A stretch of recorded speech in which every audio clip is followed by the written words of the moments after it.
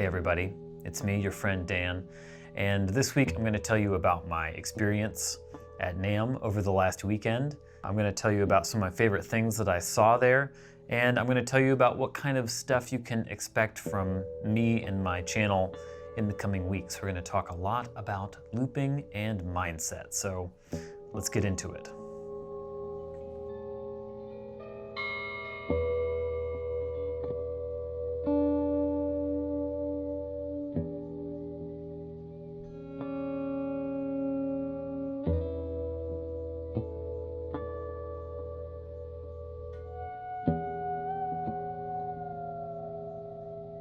So this last weekend, I had the pleasure of attending Winter NAMM in Anaheim, California. A unique thing about this year is that it's the first time I've ever attended as an exhibitor, someone who's actually showing something. I was there with my buddy Chris Benson of Benson Amps, who I have been a fan and friend of for a long time.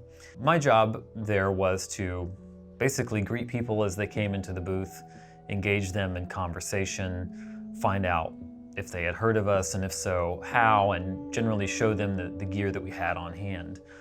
I truly enjoyed presenting this gear that I love and use, and watching the lights turn on and kind of the sense of joy kick in for people when they realized how good the amps sound. There's a whole variety of people that you interact with, most of whom are totally lovely, but it's just fascinating. There's everybody from the awkward 14-year-old kid, which I have definitely been that guy.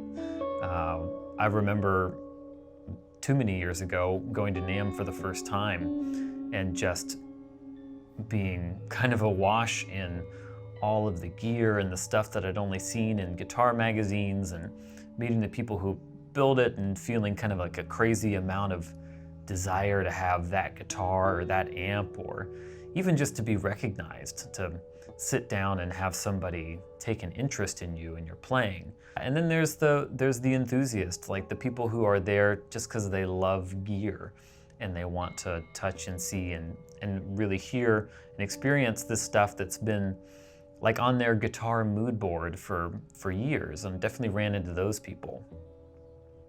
And then there's another whole category of people who exhibit truly fascinating behavior, such as the group that I'll call the NAMM daddies. These are people who show up at the booth, play through your stuff, and then proceed to tell you all of the ways that it could be better. Which, just to give a little context, on the floor of NAMM, the ambient sound level is insane. It's at least 90 dB at any given time. To show up and listen to an amp for 2 minutes and all of a sudden be an expert on what would improve it is just hilarious. But some people really got to share their feelings about it. And then there's a whole other category of people that I've started to think of as being the shred predators, or shredditors, if you will. These are people who kind of sidle up to the booth and sneak in without saying hi to anybody, and sit down and proceed to play every fast and impressive thing they've ever learned on the guitar, while refusing to make eye contact with anybody actually from the company, and just do it for an amazingly long amount of time, 10, 15 minutes of just sitting there playing, and then they put the guitar down and disappear. So as somebody who's there to facilitate and just observe and serve Benson amps, it's interesting to watch people and wonder what the psychology is behind this behavior. And ultimately where I got to over the course of the weekend is just, you got to treat everybody the same, whether they walk into the booth and they're a dealer who could buy amps from you, or they're a notable player who could garner you more interest from the people that follow them, or they're a NAMM daddy or a shredditor, or just like a normal person. Everybody's deserving of dignity, value, and respect, and you just sort of have to acknowledge the humanity of each one of these people and treat them kindly. Truly the coolest thing about NAMM was just getting to meet all of these people that I have known online for years and had relationship with and actually put the face to the Instagram handle. There's just a ton of those kind of interactions, serendipitous moments, meeting people who have followed my work and getting to engage with them. And then just a ton of friends and people that I was delighted to see that kind of only get to see maybe once or twice a year who happen to be there. So we, share a hug and scream at each other over the din of the NAMM circus and just, laugh about how crazy the scenario is that we find ourselves in. So as far as new gear and things that I saw there that impressed me, I gotta say, there wasn't a ton of things that I just flat out desired, but there were a few. Surprisingly, the thing that impressed me the most at NAMM, literally the device that kind of blew my mind the most, was the new Chase Bliss Benson amps collaboration. It's called the Preamp MK2.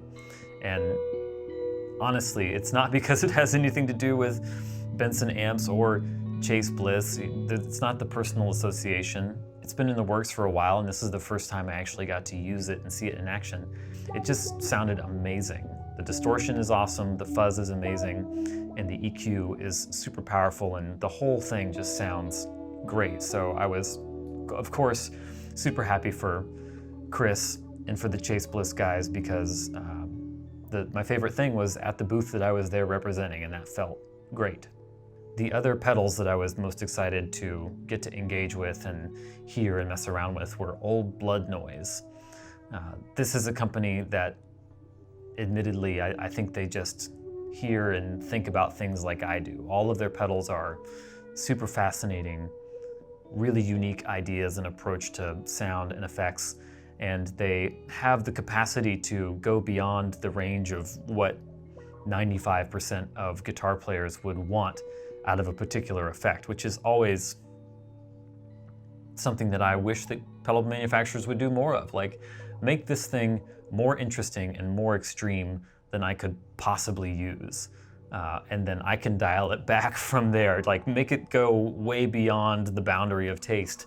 I love it, and the Old Blood Noise guys who I got to hang out with were awesome. So I'm super stoked about getting to know that company. Aside from the Cole guitars that were at the booth where I was and their awesome distortion pedal and new amp that they came out with this year, the other guitar builder who I was not aware of but completely blew me away was Baronic Guitars. I'm not even sure if I'm saying the name correctly. His stuff just stunned me. Really beautiful and unique take on some familiar shapes, but incorporating some really smart design features, like a headstock that creates more string length behind the nut on the lower strings for more definition, and less string length on the high strings so that they're a little slinkier, a little bendier. Great use of the Duesenberg tremolo, cool controls, and just everything about it was very aesthetically dialed and intentional. And it sounded and played really awesome. So I'm stoked to have found a new guitar builder to be a fan of.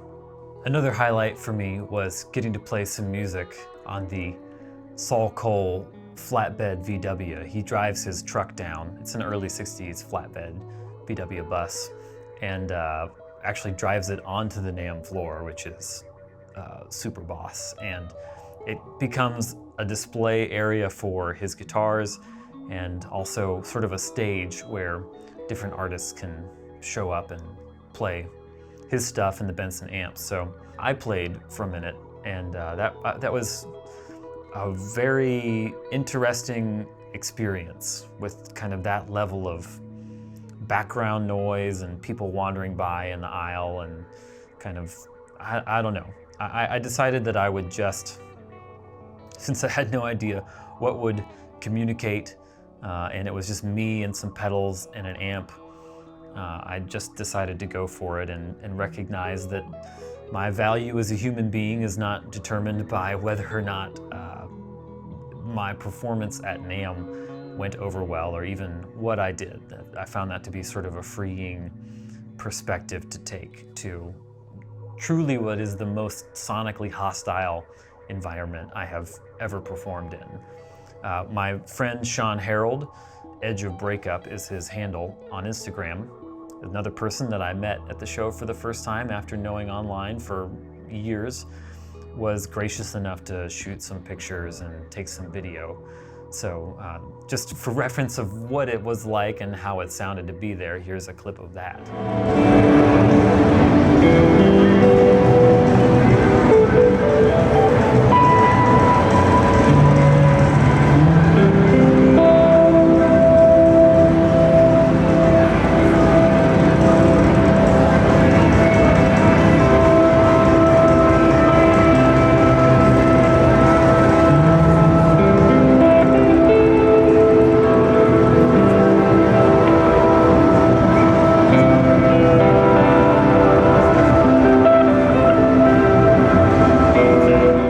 So that's NAMM. The whole experience, the humanity and the intensity of it. Overall, I had an awesome time and was delighted to get to see friends and meet new people. And people are what it is really all about.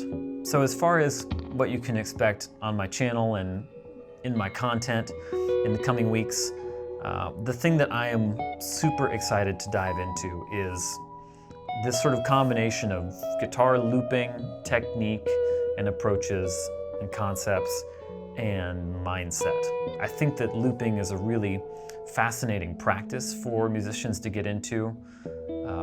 Aside from being a really great way to apply new ideas and practice things that you want to learn, looping is really like the reduction sauce approach to discovering who you are as a musician. Layering and creating and responding to yourself in the moment really shows what you have going on, if you will. So I'm super stoked to be talking about that.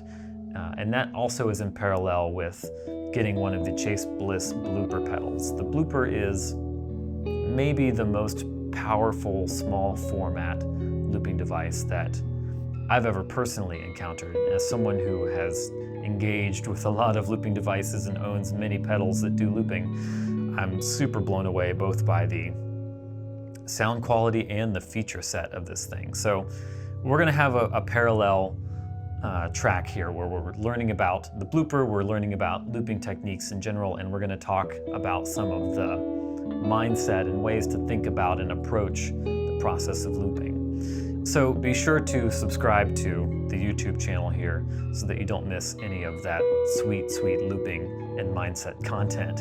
And also check out my stuff on Instagram, which is @DanPMusic. That's my handle. I'm gonna be posting just kind of quick and dirty daily blooping sessions. I have this free mini course called How to Grow as a Guitar Player in 15 Minutes a Day, and it's just a kind of outlining a personal practice, which is that I try to pick up the guitar and engage with playing and creating without much of agenda for at least 10 or 15 minutes a day. And I find that it's just a really amazing way to make incremental growth in my playing, my touch, my ability to improvise on the instrument, and it just kind of keeps me grounded and sane as a human being.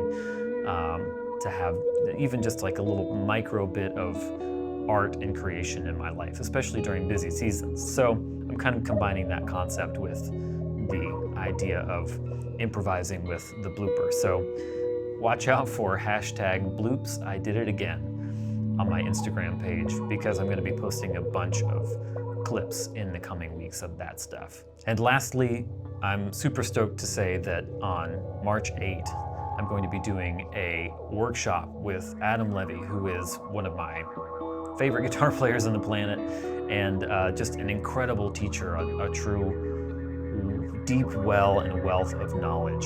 And I could not be more excited and somewhat intimidated to host a workshop and a show with him. So be sure to check in the links below for more information about that.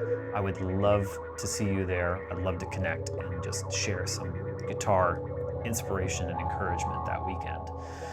And I'm going to sign off here.